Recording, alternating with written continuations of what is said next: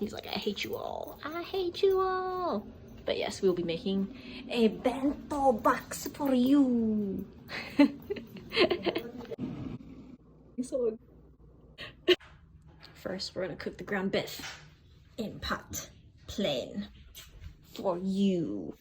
It's cooking. It's sizzling. Ah, yeah. And she's done. And she's done. But we're gonna save this beef juice to make the rice brown because he is, you know, brown. All right, so it looks kind of gross, but I also added some fish oil for the colors because I didn't want to give him too much of the fat beef soup. So this will do.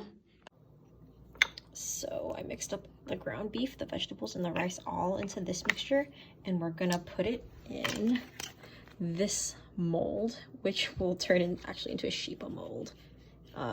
As you can see, you don't have the cat features on the back, which is nice. So yeah. We got heart-shaped strawberries, heart-shaped apple, and skewered blubberries.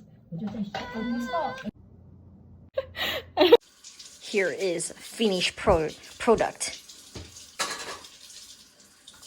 Look just like those, even down to the eyebrows. Look at the white eyebrows.